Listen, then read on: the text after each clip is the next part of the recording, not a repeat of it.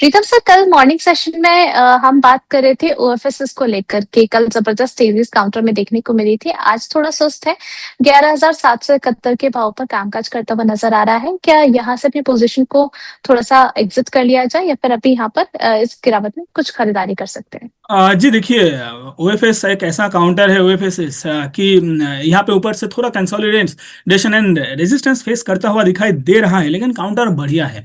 And यहाँ से अगर हम्म। आप निकल जाएंगे तो वापस से नीचे अगर आप आएगा तो वहाँ पे आप वापस आपको ऐड करने का एक मौका मिलेगा। लेकिन अभी आप निकल जाएंगे वापस से ऐड करेंगे, इसमें ना आपका टैक्स वो बर्डन ज्यादा आ जाता है। एसटीडी कह लीजिए या फिर ब्रोकरेज कह लीजिए, तो थोड़ा वेट करके जाइए। एक जो स्टॉप लॉस है 10,600 के आसपास, यहाँ पे एक सपोर्ट मुझे दिखाई दे रहा है। बिल्कुल उसी लेवल पे 100 ईएमए का सपोर्ट भी आपको दिखाई देगा।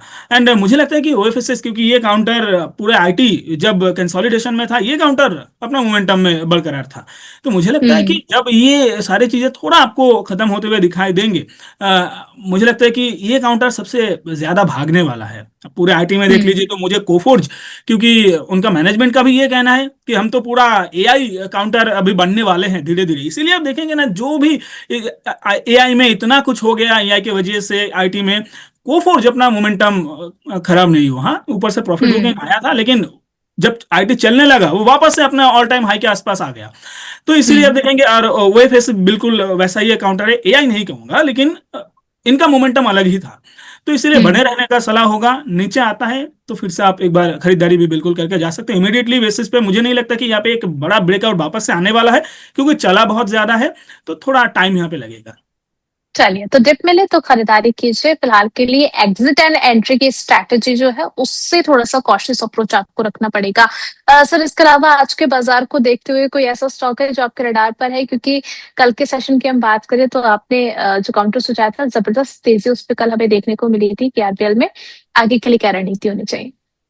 जी देखिए, अभी का जो माहौल है इसमें थोड़ा ब्रेकआउट चेज से थोड़ा दूर रहेंगे तो ज्यादा अपना सेफ रह सकते हो। थोड़ा वैल्यू पिकिंग का सोचिए, क्योंकि देखिए इतना सारा न्यूज वगैरह पॉजिटिव आया हुआ है, फिर भी मार्केट रिएक्ट नहीं कर रहा। क्रूड अभी भी 90 के हम्म। नीचे 86 के आसपास चल रहा है।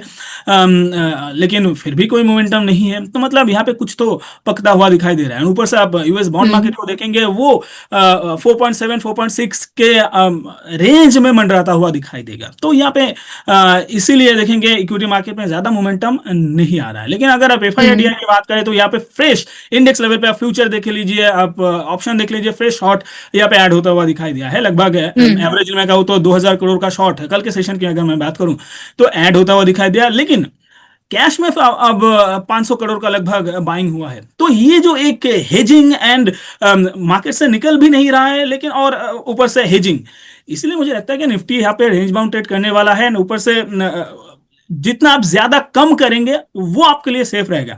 बाकी मोमेंटम ये तो खत्म नहीं होने वाला है। तो ऐसा ही काउंटर आज मेरे रेडार पे काउंटर है, craftsman automation. Ticket craftsman size थोड़ा, ऑटोमेशन।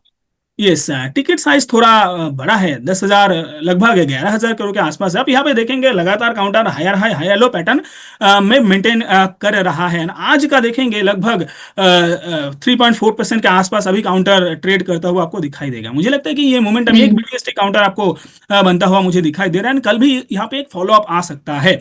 तो अगर काउंटर कल थोड़ा अगर डिप भी अगर मिले या फिर इसी लेवल पे अगर आपको ओपन होते हुए दिखाई दे, बाई करने का सलाह रहेगा। अभी भी आप बिल्कुल ये बाई करके जा सकते हो। मुझे लगता है कि कल आपको ये फॉलो अप रैली में आपको 11,200 250 तक आपको आता हुआ दिखाई देगा। जी ठीक है, 11,200 250 तक आता हुआ नजर आ सकता है। क्राफ्टमैन ऑटोमेशन लिमिटेड 10,909 के भाव पे कामकाज करता हुआ नजर आ रहा है, 3.5% की तेजी के साथ में। सर, यहाँ पे स्टॉप लॉस क्या मेंटेन करना है? जी, स्टॉप लॉस में नहीं होता है। एक स्टॉप लॉस भी आप यहाँ पे मेंटेन कर लीजिए।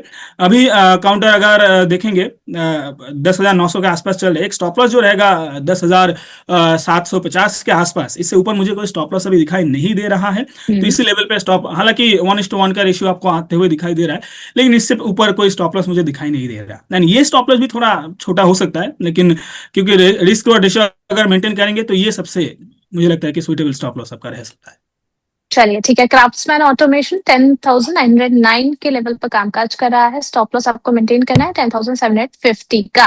काउंटडाउन ओवर हो चुका है। बढ़ चलती हूँ आप लोगों के सवालों की तरफ। सर साइंट के बारे में सबसे पहले संगीता जी का सवाल आया है, ये हमारी प्राइम मेंबर भी है। 23 शेयर्स है 960 के बाइंग प्राइस पर।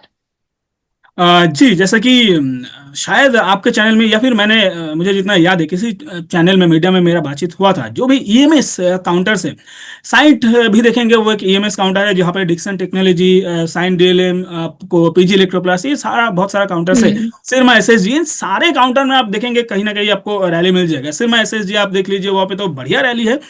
एंड ये काउंटर में भी अभी हाल ही में रैली आना शुरू हुआ है। मुझे लगता है कि यहाँ पे हम्म। ये मोमेंटम आपको कंटिन्यू होता हुआ दिखाई देगा, बने रहने का सलाह होगा। अब इमीडिएट लेवल पे काउंटर देखेंगे लगातार 2-3 दिन से 2-3 सेशन में काउंटर ये सब बहुत अच्छा आपको एक रिटर्न दे चुका है। तो यहाँ पे अगर थोड़ा डीप अगर मिलता है एंड वापस से अगर काउंटर 200 ईएमए मुझे दिखाई दे रहा है अभी 975 के आसपास, अगर इसके आसपास एक डिप भी लगाए तो वो एक अच्छा मौका रहेगा। जो भी यहाँ पे पोजीशन नहीं बनाए वो एक बार पोजीशन बना सकते हो। लॉन्ग टर्म का सलाह नहीं रहेगा अब अभी, क्योंकि बहुत नीचे आ चुका है। तो वो कॉन्फिडेंस लॉन्ग टर्म के लिए आना इन्वेस्टर्स के मन में हम्म। वो भी जरूरी है। हम्म। अब हो सकता है कि ये एक मोमेंटम है किसी न्यूज की हम्म। वजह से, किसी चीज की वजह से, तो ये मोमेंटम लॉन्ग टर्म में सपोर्ट होने वाला है। ऐसा ये कन्विक्शन आने के लिए थोड़ा टाइम देना पड़ेगा। तो अभी मोमेंटम के हिसाब से ही अगर थोड़ा नीचे आता है तो बाय करने का सलाह रहेगा। एंड इस लेवल पर फ्रेश खरीदारी नहीं है कोई भी है, 975 के आसपास स्टॉप लॉस लगा के होल्ड कीजिए। चलिए साइंट में होल्ड करने की सलाह दी गई, स्टॉप लॉस मेंटेन कर लीजिएगा। एक सवाल सर जायदिस को देख लीजिए। 1185 का इनका बाइंग प्राइस है, 1176 पर अभी चला है 2.32% के अपसाइड के साथ में। अभी जानना चाह रही हैं कि क्या टारगेट आगे के लिए ये देख सकती हैं इसमें, और टाइम लिमिट क्या रहेगी? हाँ जी, बिल्कुल। मुझे लगता है कि जायडस लाइफ साइंस में आपको और भी काउंटर ऊपर आता हुआ दिखाई देगा। हालांकि हम्म। जो भी फार्मा काउंटर्स है यहाँ पे थोड़ा प्रॉफिट बुकिंग आपको देखने को मिल रहा है, लेकिन कुछ स्पेसिफिक काउंटर्स में आपको मोमेंटम भी देखने को मिल रहा है, जैसे कि एंटर हेल्थ केयर। तो यहाँ पे भी मुझे लगता है कि ये काउंटर वापस से मोमेंटम में आ रहा है। काउंटर यहाँ पे एक रेजिस्टेंस फेस कर रहा था। अगर आप फिबोना की लेवल्स के बारे में बात देखेंगे तो ये काउंटर फिबोना की 0.6 के लेवल के आसपास इनका एक रेजिस्टेंस ये इनका कैरेक्टर में है। तो बिल्कुल उसी लेवल पे हम्म। काउंटर अभी देखेंगे एक रेजिस्टेंस फेस कर रहा था। एंड मुझे लगता है कि ये एक अच्छा बेस यहाँ पे बनता हुआ हमें दिखाई दिया। एंड ये काउंटर आगे जाके आपको मोमेंटम में दिखाई देगा। एंड ऑल टाइम हाई भी काउंटर में आने का चांसेस है। तो यहाँ पे एक सुपर टेंट डेली, अगर आप सुपर टेंट फॉलो करते हो तो डेली सुपर टेंट अभी काउंटर का 1100 के आसपास है, जहां पे बिल्कुल ये ट्रिपल बॉटम भी बनता हुआ दिखाई दे। यहाँ पे एक स्टॉप लॉस मेंटेन करने का सलाह रहेगा। बिल्कुल बने रहिए, फ्रेश खरीदारी यहाँ पे ना करें तो अच्छा रहेगा। ठीक है। इसके अलावा सर इनका एक और यहाँ पर क्वेश्चन था सोना कॉम को लेकर के। 825 पर इन्होंने सर बाय किया हुआ है। अभी अगर मैं देखूं तो 816 पर चल रहा है। एक महीने में 13% से ज्यादा की तेजी काउंटर दिखा चुका है। कई सारे ब्रोकरेजेस काफी ज्यादा बुलिश भी थे, एड की रेटिंग भी दी थी, और टारगेट प्राइस भी जो है वो 885 के आसपास का दिया था। आपको क्या लग रहा है, चार्ट स्ट्रक्चर कैसा है? देखिए, अभी का मार्केट के हिसाब से बात करें तो auto counters and auto ancillaries में थोड़ा आपको मोमेंटम दिखाई दे रहा होगा, जैसे कि मैंने आज अभी हम्म। क्राफ्ट्समैन ऑटोमेशन में भी मैंने अभी बताया। तो ये काउंटर हम्म। भी ऑटो एंसिलरीज में आता है। एंड ऑटो सेल्स भी बढ़िया आया है। तो इसीलिए आप देखेंगे ऑटो काउंटर्स में, जैसे कि बेल डाइस भी मुझे अच्छा लगता है, वो भी ऑटो एंसिलरीज में है, अभी थोड़ा डिप में है। तो सारा auto hmm. Ancillaries and auto counters देखेंगे ना, यहाँ पे एक मोमेंटम आपको दिखाई देगा, और स्पेशली ऑटो एंसिलरीज में। लेकिन इस काउंटर की बात करें तो बहुत अच्छा चला हुआ है एंड अभी रेजिस्टेंस के हम्म। आसपास चल रहा है। आप देखेंगे जो टॉप बना था 2021 में, उस लेवल को ये पहली बार उस 2021 के बाद ये टेस्ट कर रहा है। तो मुझे लगता है कि ये रेजिस्टेंस को तोड़ के ऊपर सस्टेन करना ये थोड़ा मुश्किल साबित हो सकता है। और ऊपर क्रॉस करने से पहले हो सकता है कि आपको एक डिप दिखाई दे, या फिर यहाँ पे एक फ्लैग पैटर्न हम्म। बनता हुआ दिखाई दे। फ्लैग पैटर्न मतलब इसी लेवल पे एक टाइड रेंज, तो ये बनता हुआ अगर आपको दिखाई दे तो घबराने का कुछ नहीं है। आप समझ लीजिए कंफ्यूजिंग मार्केट में वो इस काउंटर का रेजिलियंस है जो नीचे ना आके इसी लेवल को सस्टेन कर रहा है। तो हम्म। जी, कोई भी डिप मिले तो एक बाइंग का सलाह रहेगा। अभी काउंटर मुझे चार्टिकली बहुत अच्छा लगता है, फंडामेंटल भी बहुत अच्छा लग रहा है। आपको ऑल टाइम हाई एंड उससे भी ऊपर काउंटर आते हुए दिखाई देंगे, लेकिन इमीडिएट बेसिस पे नहीं, थोड़ा टाइम देना पड़ेगा जी। अच्छा सर, हमारे एक दर्शक हैं सुप्रिया लाइफ साइंस के बारे में जानना चाह रहे हैं। इन्होंने जो मैसेज लिखा है काफी लंबा मैसेज है। करीब करीब ये मैं समझ पा रही हूँ कि इनको फंडामेंटली कंपनी कह रहे हैं कि अच्छी लग रही है।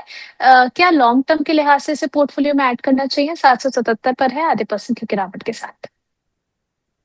जी 6,000 करोड़ के आसपास मार्केट कैप है, रिटर्न भी बढ़िया है, पी भी लगभग, वैल्यूएशन की अगर मैं बात करूं तो वैल्यूएशन मोटा मोटा मुझे सही लग रहा है। एंड फंडामेंटली हम्म। चार्टिकली आप देखेंगे तो वैसे फार्मा सेक्टर इतना चला हुआ था, चल रहा था, लेकिन ये काउंटर उसमें थोड़ा पार्टिसिपेट करता हुआ नहीं दिखाई दे रहा था। मुझे लगता है कि इन्वेस्टर्स का जो फोकस है वो फार्मा में तो अभी भी है, लेकिन इस काउंटर्स में ना हम्म। नहीं है। अभी आप एक चीज ये समझिए कि फंडामेंटली बढ़िया तो आईटीसी भी है, फंडामेंटली बढ़िया तो एचडीएफसी भी है, फंडामेंटली हम्म। बढ़िया रिलायंस भी है। वहां पे अभी मोमेंटम आ रहा है जी नहीं। तो ये चीज आपको देखना पड़ेगा कि फंडामेंटली साउंड होने का मतलब ये नहीं कि वहां पे मोमेंटम आना शुरू हो जाएगा। बस हम्म। फंडामेंटली जो अच्छा होता है तो आपको चार्ट देखने की जरूरत नहीं है, आप कहीं पे पोजीशन हम्म। बना लीजिए, लॉन्ग टर्म के लिए होल्ड कीजिए, ये एक फायदा फंडामेंटल का है। लेकिन वहां पे व्यू हम्म। आपका 3 4 5 साल का रखना पड़ेगा। एंड मुझे लगता है कि इस काउंटर में इमीडिएट बेसिस पे आपको मोमेंटम आता हुआ नहीं दिखाई देगा। फंडामेंटली अगर आपको अच्छा लग रहा है तो जो लेवल पे अभी काउंटर चल रहा है ये एक वैल्यू लेवल मुझे लग रहा है। और क्योंकि वैल्यूएशन भी मोटा मोटा सही मुझे लग रहा है, तो इस लेवल पे बिल्कुल आप स्टैगर्ड मैनर पे खरीद सकते हो। अभी काउंटर 200 ईएमए के ऊपर रेस्ट लेता हुआ दिखाई दे रहा है। मुझे लगता है कि यहाँ पे काउंटर कुछ देर बिता सकता है। अगर काउंटर 745 के ऊपर सस्टेन करने लगे तो ये काउंटर में आप धीरे धीरे पोजीशन बना सकते हो। कुछ देर वेट कीजिए, क्योंकि मुझे लग रहा है कि थोड़ा यहाँ पे एक डिप आपको मिलता हुआ नजर आएगा। 745 को वापस एक बार टेस्ट कर सकता है। अगर 745 टूटता है तो फिर इससे निचला सपोर्ट जो मुझे दिखाई दे रहा है 665 के लेवल पे, तो ये एक बार ध्यान रखना पड़ेगा।